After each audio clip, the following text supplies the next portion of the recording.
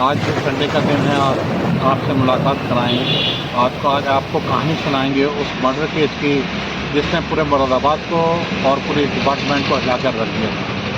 जो ठीक मेरे पीछे आप मकान देख रहे हैं, ये थाना सिविल लाइन के एरिया में फवारा चौराहे से कप्पू कंपनी वाले जाने वाले मार्ग पर 200 कदम की दूरी पर लेफ़्ट साइड में पड़ता है।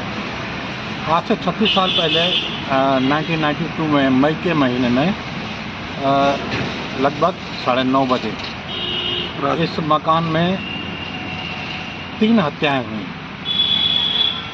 उस हत्याओं के बाद पुलिस फोर्स मौके पर पहुंची, आला अधिकारी मौके पर पहुंचे, तीनों बॉडी को कब्जे में लेके पोस्टमार्टम के लिए भेज दिया गया।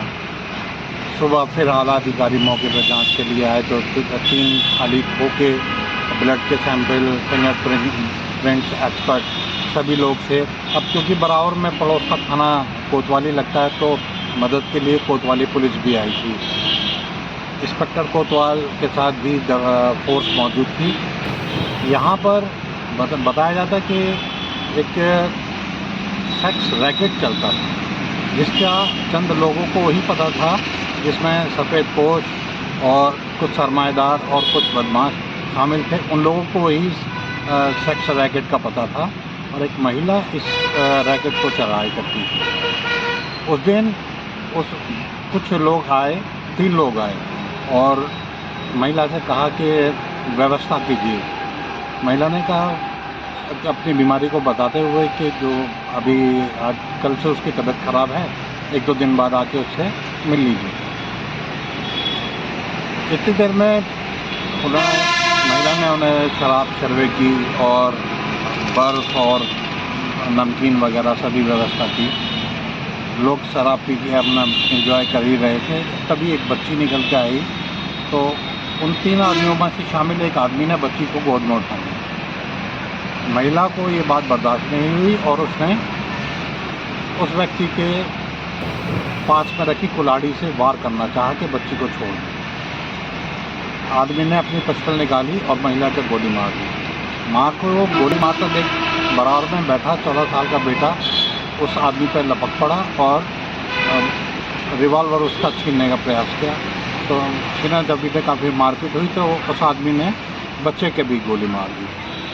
सबूत मिटाने के लिए घर में मौजूद डिसीज का हस्बैंड था और उस व्यक्ति ने ये सबूत मिटाने के लिए उस आदमी को भी, उसके डिसीज महिला के आदमी को भी गोली मार दी। इस तरह 3 हत्या करने के बाद ये पीछे की तरफ बराबर में नाला है, नाले की दीवार से कूद के वो तो यहाँ से फरार हो गए।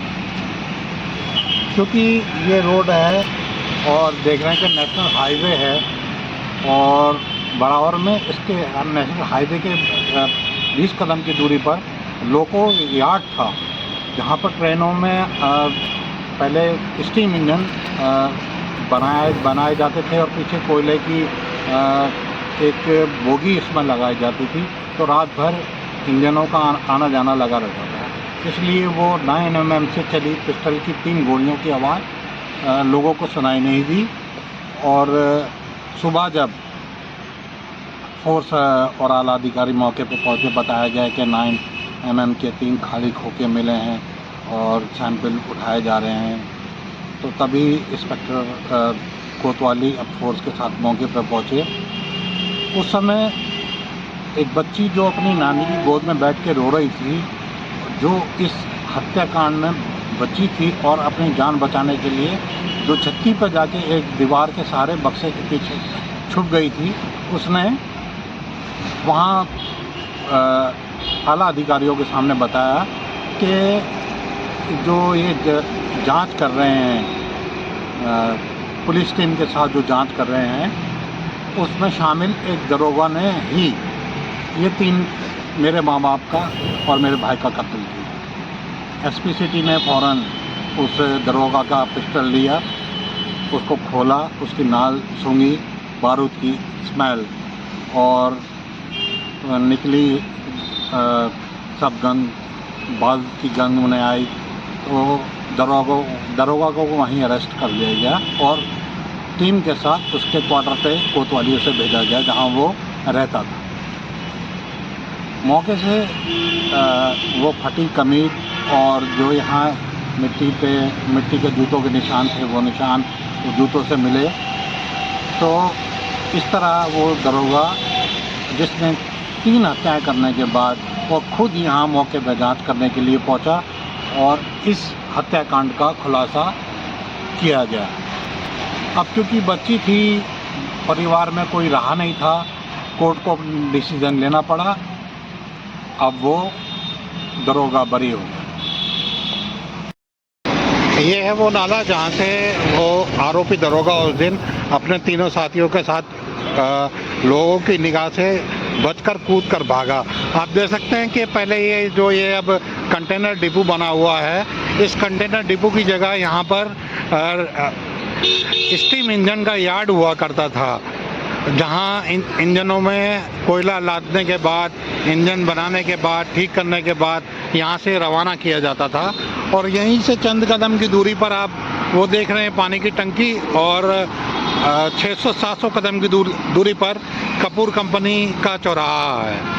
यही वो जगह है जहाँ पर 3 कत्ल की वारदात को उस रात दरोगा ने हत्या की वारदात को अंजाम दिया और मौके से फरार हो गया। लेकिन पुलिस के हाथों बच नहीं पाया और उसे यहीं बच्ची के कहने पर एसपी सिटी ने रंगे हाथों गिरफ्तार कर लिया। हमारे साथ हैं ऋषिपाल सिंह यादव जी, जो यहाँ जीआरपी और सिविल लाइन थाने में तो इनका बहुत लंबा पीरियड रहा है, हेड मोहर्रे, बतौर हेड मोहर्रे, जहाँ पूरा थाने का चार्ज ये संभाला करते थे। ये हमारे पिताजी के भी बहुत अच्छे दोस्त हैं। हमारे पिताजी इनके साथी हुआ करते थे। यूपी पुलिस में हमारे पिताजी सब इंस्पेक्टर हुआ करते थे और ऋषिपाल जी यादव हेड मोहर्रे हुआ करते थे। बखूबी हमारे पिताजी अब मोहम्मद अशफाक अली खान को जानते हैं। और इस घटना के बारे में जो भी आपको हम अभी मौका वारदात से लेके आए हैं, जानते हैं कि सर उस दिन क्या घटनाक्रम रहा था और क्या हुआ था कि पुलिस महकमे में इतना बड़ा, कोतवाली में तैनात दरोगा ने इतनी बड़ी वारदात को अंजाम दिया। मैं थाना सिविल लाइन में बतौर हेड मॉडल 84, 85, 86 में था। मेरा तबादला जीआरपी मुरादाबाद हो गया था 86 में। जीआरपी मुरादाबाद में मैं तैनात था उस समय। ये घटना फुब्बारे के पास दरोगा थे, जयपाल सिंह दरोगा जी थाना कोतवाली में तैनात थे। एक जाटनी रहती थी वहीं एक रेलवे क्वार्टर में अपने मैं परिवार के। जयपाल सिंह दरोगा जी का वहाँ अक्सर आना जाना रहता था। किसी बात पर, ये सन 92 की बात है, मैं महेंद्र प्रताप सिंह एसपी जीआरपी के थे, उनका मैं हेड पेशी हुआ करता था जीआरपी में उस समय।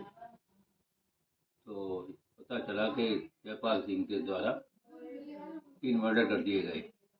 उनमें एक लड़का मेरे लड़के के साथ पढ़ता था 6th क्लास में, चित्रगुप्त।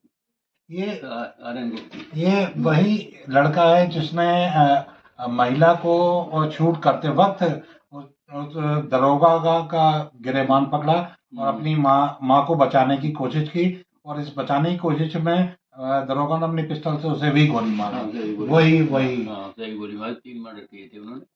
जयपाल सिंह वहाँ से जाके अपने कोतवाली में जाके उन्होंने जो भी शरण ली, वहाँ पे उन्होंने पिस्टल वगैरह जमा कर दी थी उन्होंने अपनी।